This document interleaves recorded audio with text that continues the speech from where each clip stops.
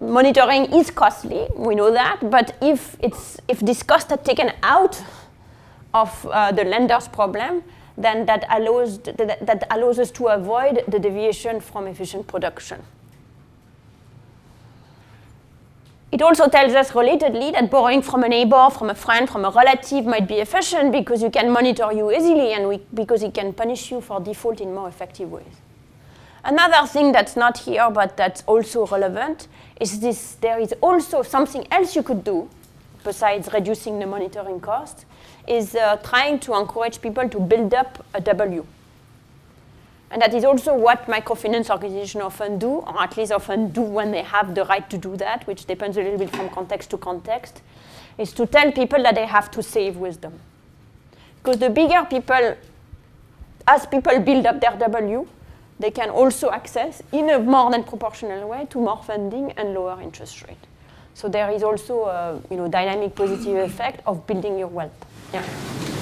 I mean, you know that the effect of wealth on interest rate and collective efficiency is only related to the fact that phi is a fixed cost. Yes.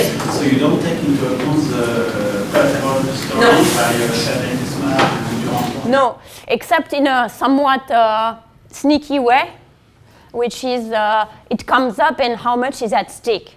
Because what you're losing if you run away with the money is eta times k. So you're losing a part of your W. But it's eta times k, it's not eta by W. Yes, correct. But you do that by eta by W, but... Yeah. No, that's right. So it's really a new channel, I mean... Yeah, it's a different channel. So this is written in this way to kind of emphasize in channel. In the real world, there is a combination of that and moral hazard and and their story, etc. Absolutely, but this sort of zeroes in on this particular thing. Just this fact that the monitoring cost has a fixed component. I also made it completely stark by saying the monitoring cost has a fixed component, and in reality there is a fixed component and a non-fixed component, but it's not gonna give us so much deeper insights. Or maybe it would, but that's... So now we can think, let's spend some time talking about empirical implications. Yes?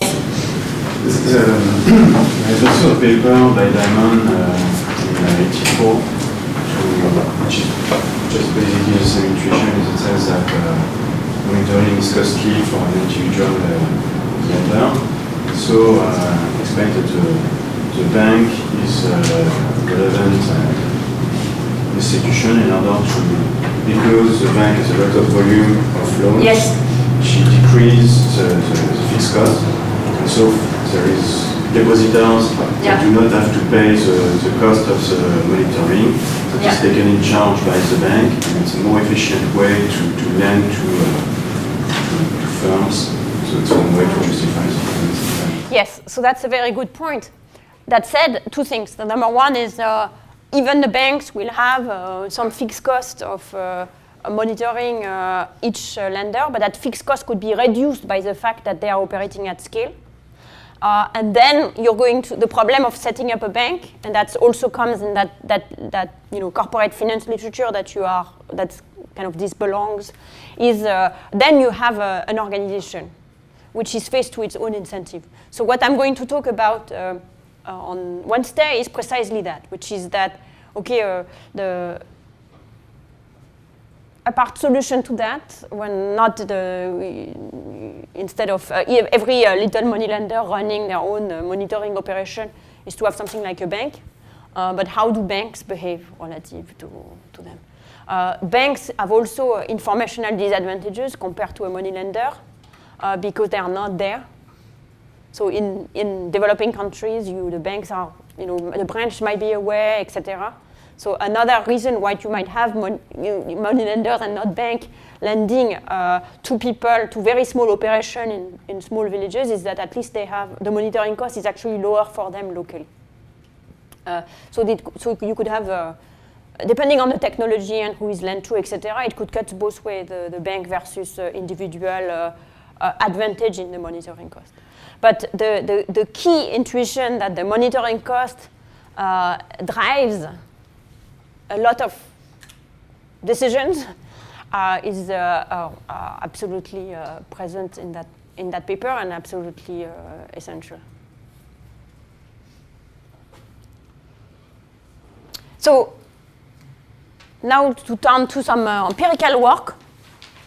One implication of this model is that there should be not only, so one implication that we have some evidence, that already given some evidence of, is that rich people are going to borrow more, they are going to pay lower interest rate. Another implication is that there should be huge advantage to lending within a community that you have relationship with. Because it could make monitoring cost monitoring cost could be lower for two reasons. Number one is it might be easier to gather information. Number two, your ability to enforce might be higher. So one example of that is a paper by Abhijit and Kaivan Munshi, where they look at one town in South India called Tirupur, which is the t-shirt capital of India. So what they do in Tirupur is knitted garments, so underwear, wife beaters, that kind of stuff. And why it has started there, I don't know, but it has started there. So there are two kinds of people who work in Tirupur. There are the people who were already happen to live there. They are a rich farming community called the Ganders. And then there are people who have come to Tirupur because they are good at doing t-shirts. So think of those guys as being the outsiders. So by definition, if you've come there to do t-shirts, you probably are pretty good at doing t-shirts. But the local Ganders, they used to be a farming communities. Some of them might be good at doing t-shirts, but have no particular reason to be particularly good at doing t-shirts, but they have money. And they have money which they have started to invest in making t-shirts, since it's right there. And one thing that is pretty interesting is that instead of lending money to people who have come to and continue to come to the place to do t-shirts, they have set up factories for their own kids. So you have two distinct groups who are making t-shirts in Tirupur, the Ganders, who are the kids of those farmers, and the outsiders. And what they do, very simply, is to look at the trajectory over time of farms that are owned by Ganders and farms that are owned by outsiders, both in terms of how much capital they have and how much they are producing and how much they are exporting.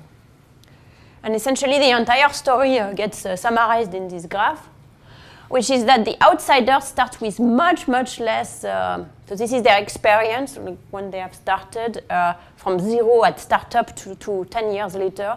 The outsiders start with much less capital, although they are growing faster.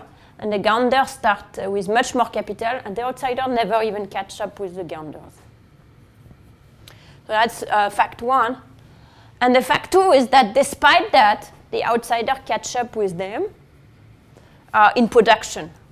So that means that the ratio of production to capital is really, really much larger for the outsiders than for the Ganders. So you can see that in the form of regression.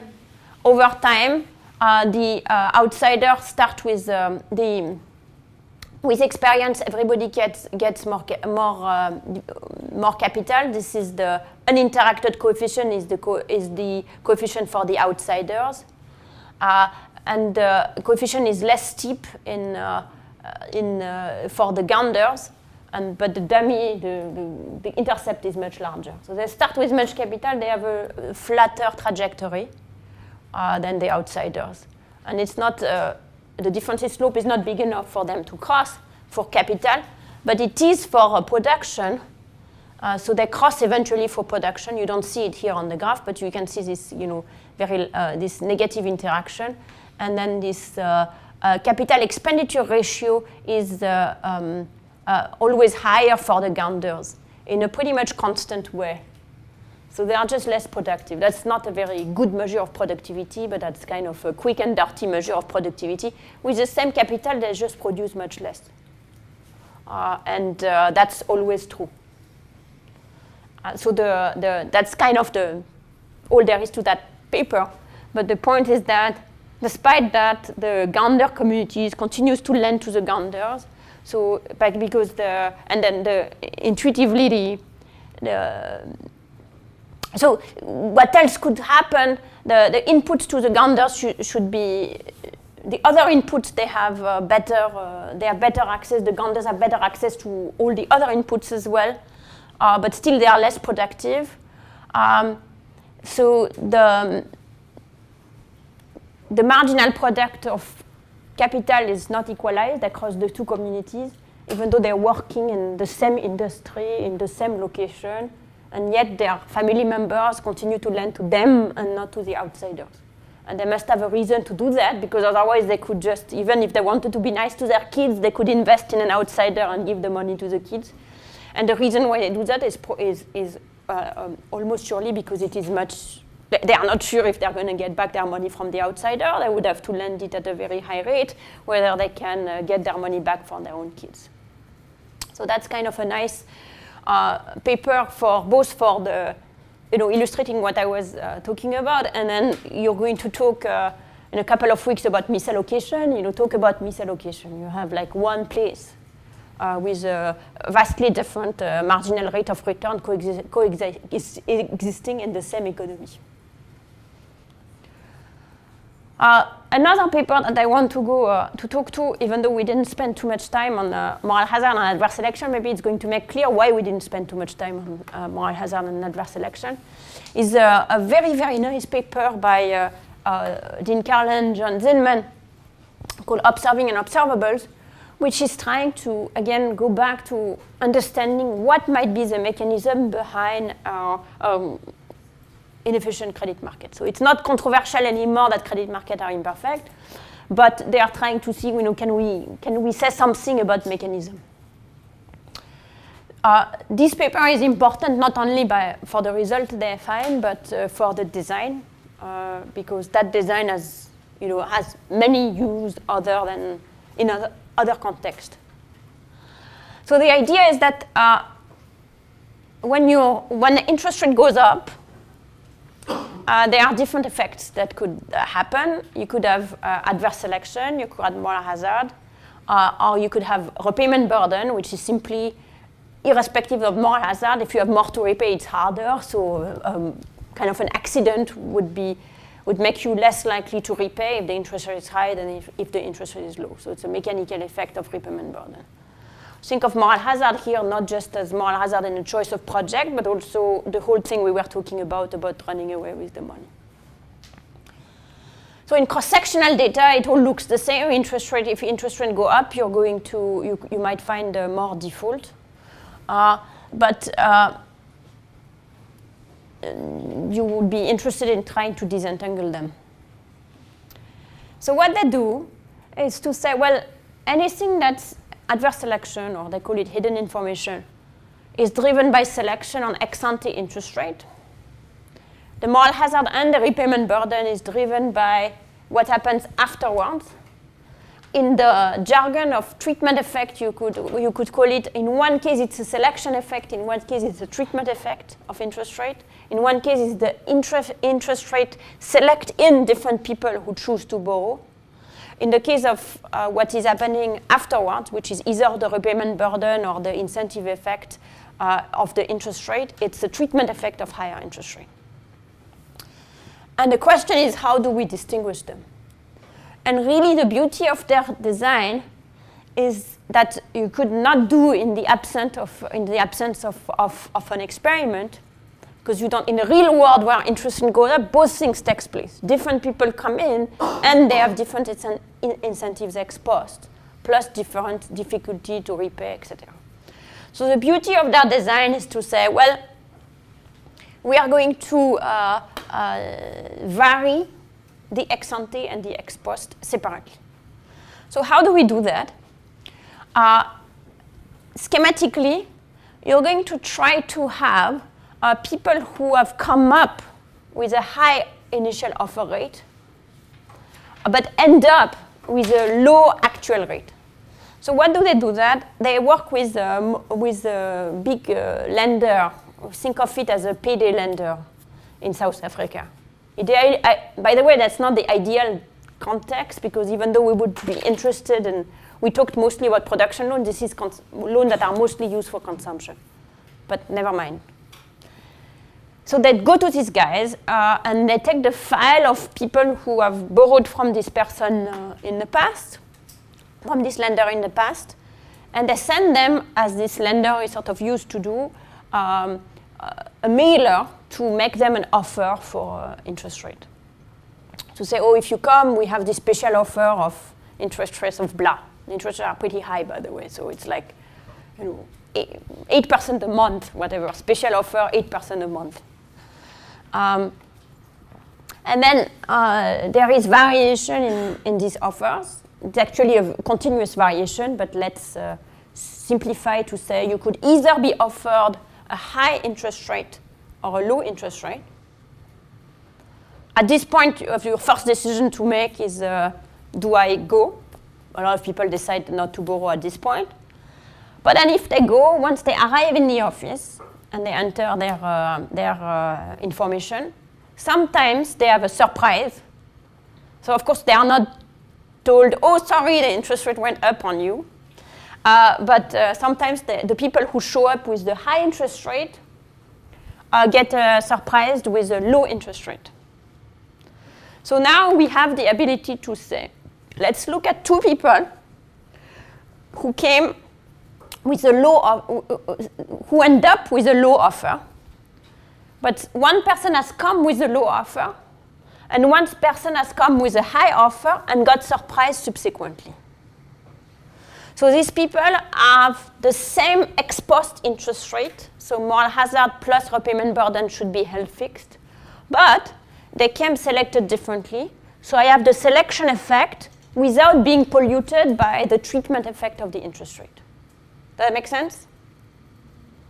And now you can instead look at people who came with the high offer, on all the people who came with the high offer, who all have been equally selected, and then in that group, tell them, you compare the people who end up with a high interest rate and the people who got surprised and got the low interest rate. So that gives me the moral hazard and repayment burden together. Now, because that gives me the moral hazard and repayment burden together, I don't like that, so I'm going to try, we have another variation that comes up ex post, which is for how long this offer is valid. Will it be valid for a next loan if you behave well, or will it be valid just for this loan? And that, if you have the low, so you came in with the high interest rate, you got surprised by the low, or maybe you came up with a low in the first place, and we are looking at whether this is going to be for this loan only, or whether whether it's going to continue in the future. So when we compare that, people who have these are people who have a low interest rate at this point, but there is a dynamic incentive or not to keep behaving well.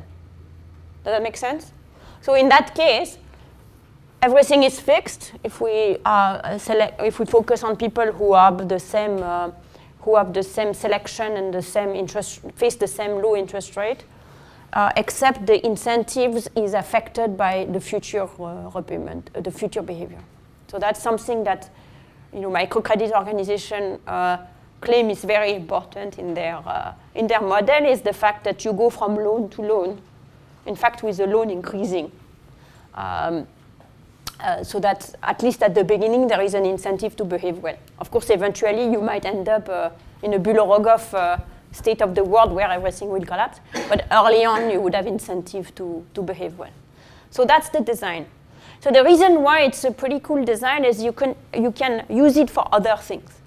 So for example, completely unrelated application, there was at some point a literature on whether the price that people face for, say, a bed net or chlorine has an effect both on who buys the good. So only the people who are interested will buy it, a bed net, say, when it's more expensive than when it's cheaper, and has a treatment effect with a kind of psychological theory that if I pay for something, I will value it more. So there you have you could, in order to separate the two, you could apply exactly the same design where people get first offered different prices and some people then get surprised ex post. So that's kind of a summary of everything. We don't have people with high contract rate and low offer rate because they wouldn't like that. But some people get offered a high rate in the letter and get a high rate. We can compare them with people who get offered a high contract rate but end up with a low rate. Some people get offered a high rate. Some people, end up with a low rate. We can compare them by the offer they got for adverse selection. And then these little diagonal letters are the dynamic incentive things. So what do we find, or what do they find? Sort of a summary is not that much. Basically, there is no evidence. We can look at they are comparing, they are running the regression here. If you look at offer rate, the offer rate does nothing for future repayment. These are various measures of repayment, of lack of repayment, of default. You can see that the offer rate seems to not affect anything. The contract rate seems to not affect anything either. The only thing for which they're showing some evidence here is the dynamic effect, where people do behave better if they think that's going to last. Yeah? So the surprise itself does not have an effect here? The surprise does not have an effect. Conditional on a high offer, there is no effect on the surprise. But in the case of consumption, for instance, it may not be the case, right? You may think that, if consumption is made cheaper all of a sudden, there's something that's different from having a low offer in the first place, even for people that would be selected in the same way. Elaborate? Tell me more. Getting a rebate may kind of influence you in. I see. If it was not loans, but if it was something else, yes. Yeah. You could. So you correct. You could. So here it's not on the take-up, right? It's on whether you default later. So on the take-up, it is correct that there is a rebate effect. There might be a rebate effect on the take-up here, which is a part of the extra take-up might be due to this rebate effect, which is A, you might feel like lucky, and B, just rationally, you're thinking that it's not going to last, so I should take advantage now. So on the elasticity with respect to prices might be overestimated when you use this design, as opposed to when you use a design where, say, you vary the price from here to here. But that's not what this is about. They have another paper on the same data which look at elasticities, where they actually find very, very low elasticity also. So that's sort of consistent with that, which is that, well, if the elasticity is very low in the first place, it's not surprising that you don't have much adverse selection, because it's pretty much the same people. Another thing that is kind of also, they have a third paper with that same context, is that they also have, which helps interpret the whole thing, which is that they also have this like kind of irrelevant variation on the economically irrelevant variation in the design of the letter, like whether there is a photo of a woman or a man or no photo, whether there is a free cell phone or no cell phone, and other manipulations that I'm now forgetting, but are just psychological framing. And what they find is very large effect of those manipulations compared to the effect of the interest rate, which is important to interpret the actual results, which is in a sense why I was saying that this study is almost more interesting for the design than for the results, because once you are in this context where the price elasticity is not very large, where people seem to be responding to all sorts of irrelevant things, then it's not particularly surprising that you're not going to find at least adverse selection effects, because it's one measure that if people are reacting to entirely different thing than their economic self-interest at the most basic level of the interest rate, then it is maybe not surprising that they are not sophisticated enough to realize that they can take advantage of the offer because they're planning to default anyway. Go ahead.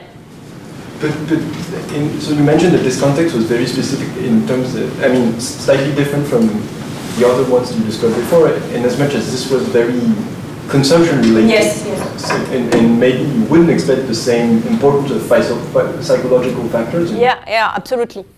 That's why these results. That's why this study is less important for the results, especially in the context we are talking about now. The study is less important for its result than for its design and for even thinking through all the steps, which is like really, really innovative and really important. But the results itself, this is a context where people don't seem to go at it with the most rational approach and could be very different from even small firms which are maybe more likely to maximize profits in the first place. Absolutely, I'm completely with you. If there was a study doing that for firms, I would have shown you that one instead, or at least in addition.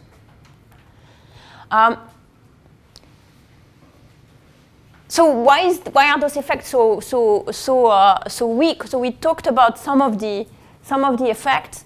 Another thing is that the bank itself, it only did that with people who had borrowed in the past and behaved and reimbursed. So it's a relatively safe set of clients in the first place.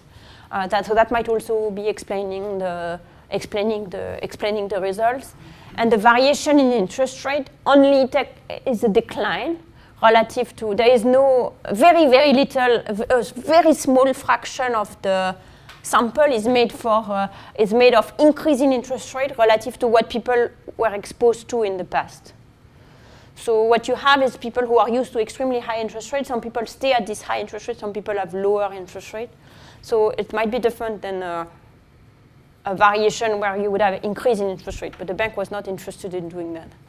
And in fact, in the small subsample where they have increase in interest rate and not decrease, the elasticity is much larger. So the elasticity with respect to, it's not symmetric, which is also, again, suggests that there is something about what people are anchoring about, which is different than in the basic model. So the last 15 minutes, what I want to talk about is going back to this last fact that I put on the slide, but I didn't spend any time on, which is some people have some farms, small farms, or individuals working in a business settings seem to have very high rates of returns. So that's a fairly recent literature. So until about 5 years ago, what we had to say that a lot of people seem to have a high marginal rate of capital is that a lot of people seem to be willing to pay a high interest rate. And then you really had to ride very hard on the fact that they are not defaulting on the loan and not planning to defaulting on the loan and not rolling over the loans, as you were saying, so that we are not catching the interest rate. But more recently, there have been a complete departure from this literature, which is looking at the marginal return to capital using capital drops. So the first notable example of that is a study by Mackenzie, Demel, and Woodruff in Sri Lanka, where they took advantage of lots of money flowing around after the tsunami to just randomly allocate pretty sizable grants to small businesses in Sri Lanka.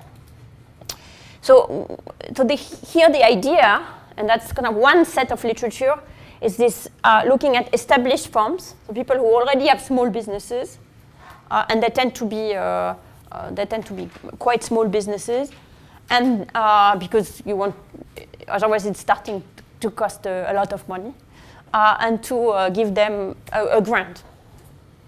So the reason why you want to give a grant and not a loan for this exercise is you don't want people to engage in any of the strategic behavior that we discussed earlier.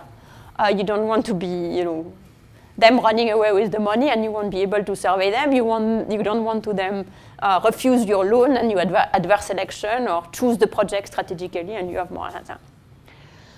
So that's the reason for helicopter drops of money to estimate the marginal product of capital.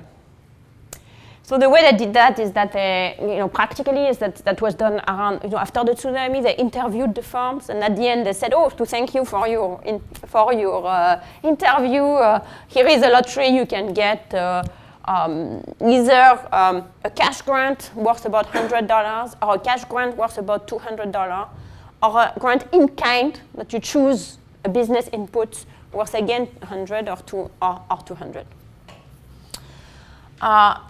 And what do they find? So this is the various treatment. And you look at 10,000, 20,000, cash and in kind. You give more money, people invest it. So it's about I think it's about, there is a first stage somewhere, but I think it's about 80 cents on the dollar. So people invested most of it. And this is the reduced form on various items. So capital stock, log of the capital stock, profit and profit in logs, and how much they worked. One note on profit, because a lot of what I'm going to talk about today, tomorrow, etc., relies on measuring profit. And it is very, very, very, very difficult to do. These guys actually spend some effort trying to do it in different ways. And they conclude that the best way is to ask, what was your profit last month?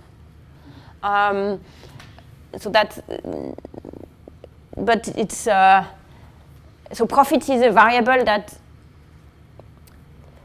it has two, the underlying true profit is probably has a lot of kurtosis and is kind of a messy thing. And in addition, the measurement of that underlying variable adds complexity. So to me, actually, this is something that I want you to keep in the back of your mind as a huge caveat to all this literature, is whenever you see profit, it's probably 70% junk. But nonetheless, that's what we have. So what do we have? So people invest, if they get, they actually seem to invest more. There's no significant difference between this number and that number, between in-kind and cash. But and the cash leads to more increase in capital stock than the in-kind. But there is a lot of variations around that. And then if we look at profits or log of profits, you're seeing significant increase in log of profit of all of the improvement, of all of the gains, with the cash and kind having similar effect on profit. And what they are trying to see is that the effects seem to be decreasing. The marginal product of capital is decreasing between 10,000 and 20,000. That's how they interpret these numbers. I interpret these numbers as who knows, because the standard error are very large. So it could be that the marginal product of capital is actually increasing. We don't know from this. From these numbers. But so when we put 2 and 2 together, so the way that you put 2 and 2 together, if you want to know the marginal product of capital, is to combine these two to say, well, they have an increase in 40% of the capital stock, and in this specification, 10% of profit.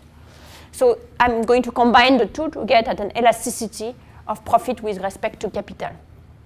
And so you can do that in levels, or you can do that in logs. So here they are doing it in levels, in here and in profit here. So this gives you an elasticity of 0.379. Then you combine this thing and you find average return to capital of about 5% per month or 60% per year. So that's high, and in particular, that's higher than market interest rate in these communities. So they conclude that these firms must be credit constrained, because they were not, otherwise they would have been borrowing at the rate at what was available to them. The bottom line is this number, 5% per month or 60% per year is a lot. Now, those are very small firms and a large increase in capital. They redid, now it doesn't stop here, because you could say, well, does it depend, is it just this, so what else do we have here? The smaller effect for those with more assets. You have a negative interaction with people who have more assets. So that again goes with their idea that maybe the marginal product of capital is decreasing. And then they have a follow-up paper several years later, which is in Science, short paper in Science, where they went again, several years after the grant, 5 to 6 years after the grant, and they find that the effects are still there. So you also have long-term effect of this one-time increase in their capital stock.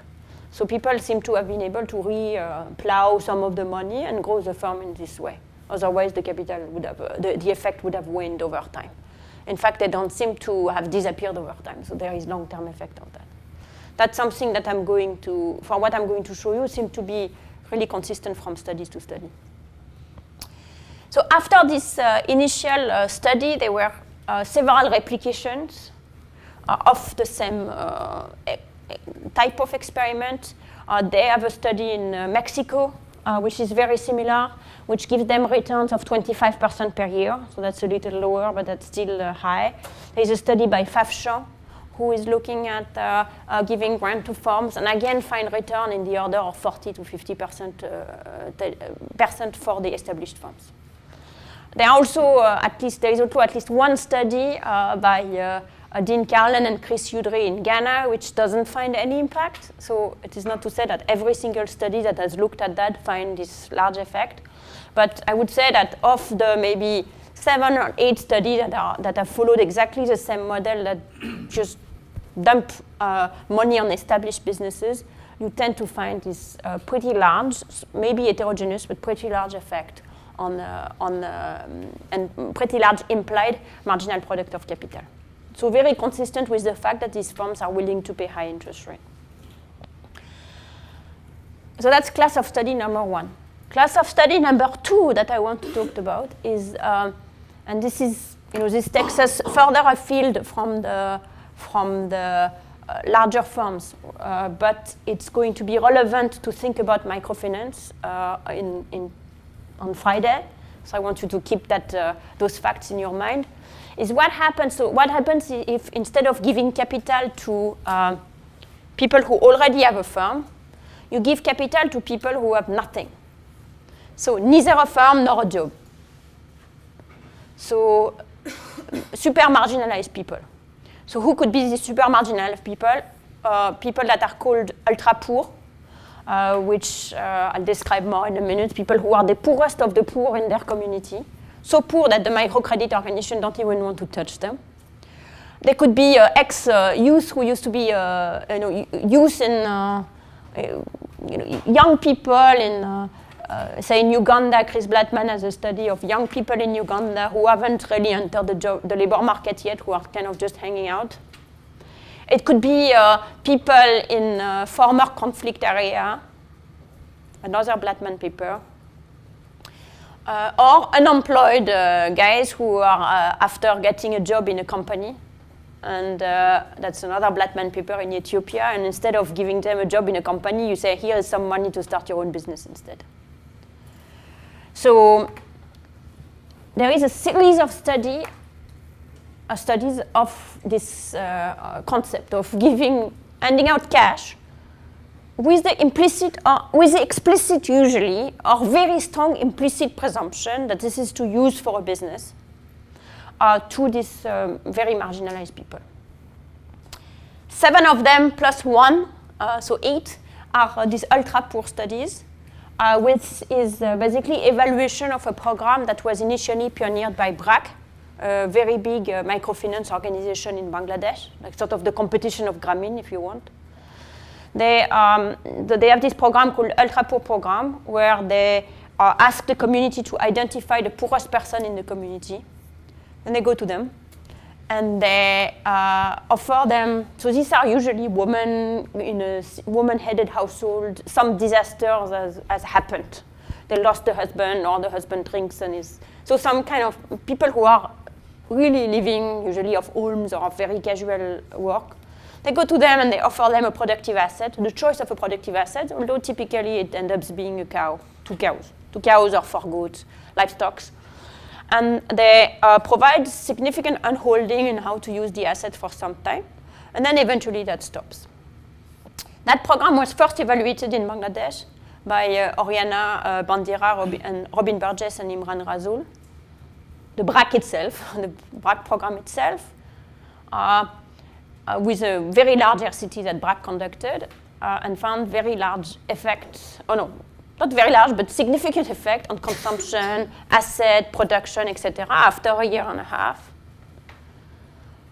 And then after 3 years, and then after 7 years. In the meantime, 7 studies got started in all sorts of other contexts, in different countries, Latin America, Pakistan, India, etc. That was coordinated by Dean Carlin. I was involved in the India part of the study, replicating the BRAC program in all of these contexts. So that was interesting. Again, from a methodological point of view, that was interesting because what do you call the same program? Either you have to vary it by context to context because people will want guinea pigs in Peru, but there are no guinea pigs in Pakistan. So clearly there are differences from context to context. But the way you sort of know that it's the same program is that periodically these organizations who were implementing the program locally would meet, and they would kind of explain like what they were doing and why it's the same program. So when you have, there is always this notion of what's the same and what's different in different contexts. Here I think they were kind of meeting once a year to verify they were still implementing the same idea. The bottom line is that they found, in all countries except in Honduras, you have this effect, same effect as in Bangladesh. Very interestingly, the effect in West Bengal, which are right across the border from Bangladesh, are right the same point estimate, really striking, whether it could vary in other countries. And they find, so all of the study were published together in one article in Science, where we have results are 1.5 and 3 years, and finding the same thing, that people invest the money, they grow their assets, they have somewhat larger consumption after 1.5 years and after 3 years. And then in India, we went back after 7 years. We still have treatment and control separated, and again, we find this large effect. In fact, the effect after 7 years, you see really a divergence between the treatment and the control group. And we are now in 10 years. So all of these studies seem to, except for the Honduras one, seem to find the same thing, a very large return to productive assets and some hand-holding among this population. There is one study in Ghana that removed the hand-holding, just gives the asset, which seems to suggest that the hand-holding is important. That otherwise people kind of don't really, can't manage. You give them goats and eventually the goats kind of vanish. And then there is, one second, and then you'll have, and then there is a series of Blattman studies looking at business grants in various forms for young people, for ex-combatants, for super poor people in former conflict areas, for the Ethiopian guys, etc., which again keep finding the same thing, or pretty large impact on businesses and consumption, etc., that when they have been followed over time, which is not always, tend to find this positive effect. So it seems to be that we have two guys, a set of people who seem to be credit constrained and have potentially ability to do better from where they are, the existing entrepreneur and the people who are completely outside of even the labor market. Yes, I just wanted to ask you about the way they measure profits. Is It's exactly the same as the rearing in Bangladesh case, self-reported profits. So in this study, so in this study it's even hard. I mean, it's harder and easier in a way because especially early on, almost all of the assets are cows or goats. So this is about livestock rearing. And it's not easy to measure livestock profit, but it's fairly easy to measure livestock income. Profit is hard because you don't know how much people are spending on their own labor, spending on fodders and stuff like that, but income is not too difficult.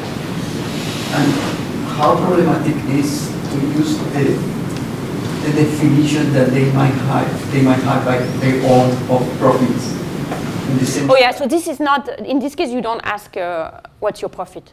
In this case, in all of these questionnaires, it's like, I don't think Mackenzie, the man, would have convinced a lot of people that the best thing you could do is just to ask you what was your profit last. So in a lot of cases, the way that this is done is you have different measures.